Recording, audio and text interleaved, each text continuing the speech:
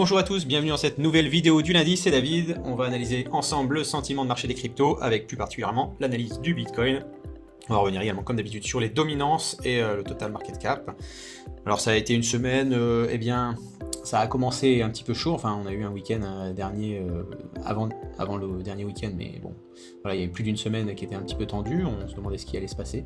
Et puis donc cette semaine, on a eu un petit peu de volatilité, mais sans plus, on a eu donc une oscillation, voilà, de 6-7%, donc c'est très bien. Si la volatilité se compresse, de toute façon, donc il va y avoir un dénouement à toujours ce drapeau haussier, et donc bien l'idée c'est que ça se contracte vraiment très fort et qu'ensuite on fasse si possible un break out, et puis voilà, si on a un breakdown, eh bien, on ira chercher les supports suivants. Mais généralement là vous voyez, on est allé dans les retracements Fibonacci chercher le 0,382. Et donc, vous voyez, hein, c'est vraiment les Fibonacci, hein. On est allé là, chercher ce support pour rebondir, ensuite on est redescendu, hop, on redescend à nouveau, on touche à nouveau ce retracement. Voilà, en règle générale, on vient chercher, alors on peut avoir un breakout, faux breakout, et on revient rechercher les autres supports, enfin voilà, il peut y avoir plein de choses là qui se passent, mais en tous les cas, tant qu'on est dans ce drapeau haussier, qu'on reste entre ces deux zones, hein, vous voyez, qui sont représentées par ces lignes roses, qui vont vers le bas, eh bien il n'y aura pas énormément de volatilité à ce niveau-là, mais quand on va commencer à faire un breakout ou un breakdown, là, tous les stop loss ou les stop loss ici et les ordres d'achat au moment du breakout vont s'enclencher, et là on peut avoir vraiment de la volatilité qui reviennent assez violemment. Et puis donc breakout signifierait une continuation de tendance très probablement, avec un retest du support et puis on vient chercher plus haut, ou alors un breakdown, on irait chercher donc le premier support, le retracement 0,5 Fibonacci, puis ensuite la fameuse Golden Pocket 0,618. Voilà. Une correction tout à fait normale, hein, lorsqu'on a des montées aussi importantes. Voilà. Donc là, tant que ça reste au-dessus des 21 500, on peut considérer qu'on est dans un bull run, donc un retournement de tendance avec donc TAS et ANS. Tant que l'ANS vient pas aller chercher plus bas les Fibonacci et ensuite les autres supports, évidemment, ça casserait complètement la structure. Et donc on serait sur une continuation de tendance long terme, donc avec la correction, et vous savez tout ce que j'ai raconté lors de la dernière vidéo. Voilà.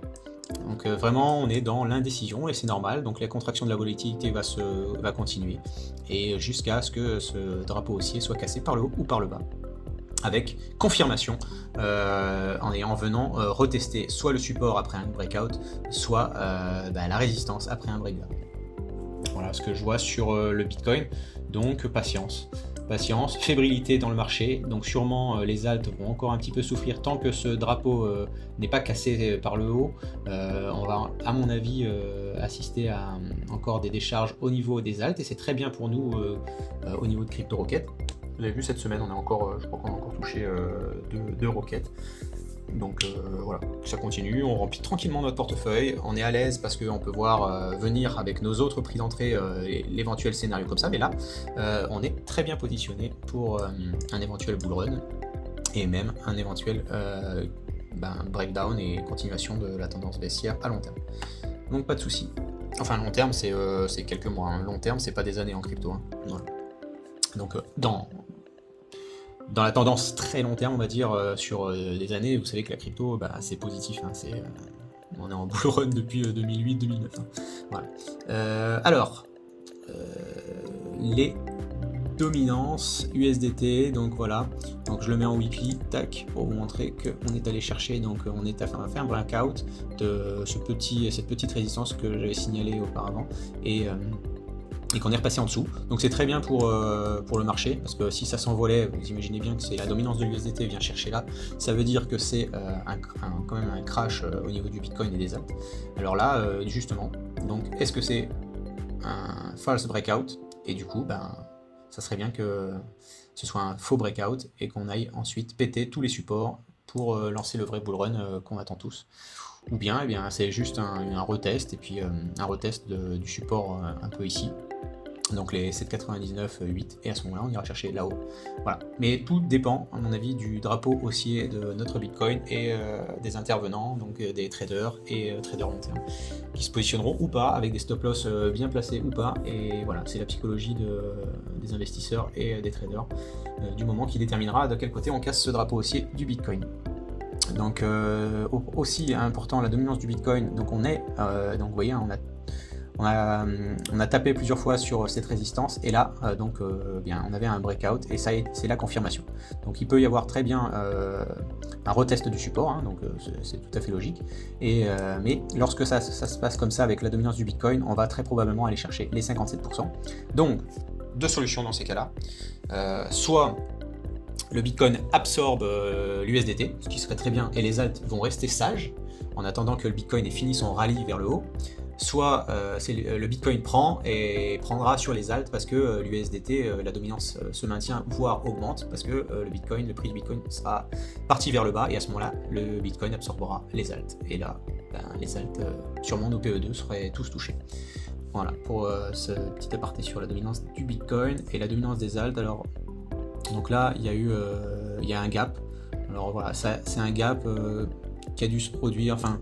Oui, le problème, c'est qu'il y a des exchanges qui donnent pas nécessairement leurs infos, enfin pas au bon moment, et vous voyez, là il y a un gap un jour, gap dans l'autre sens, gap un autre jour, donc il doit y avoir un problème au niveau de la remontée des informations sur un échange, mais quand même un gros échange, hein, je sais pas, il y a quand même il y a 0,5%, donc je sais pas quel échange ne renvoie pas ces données, mais là en 2-3 jours ils ont dû faire soit un échange qui fait une mise à jour ou quelque chose comme ça, donc là c'est pas trop interprétable. Ce qu'on peut interpréter, c'est que on a rebondi sur le support, et à ce niveau là c'est pour ça qu'on s'est positionné dans CryptoPilot sur 5 signaux en espérant que donc ce support tienne. Donc là voilà. Si le support ne tient pas, on aura encore nos stop loss exécutés et on viendra se positionner à nouveau sur ce support ici concernant les alts.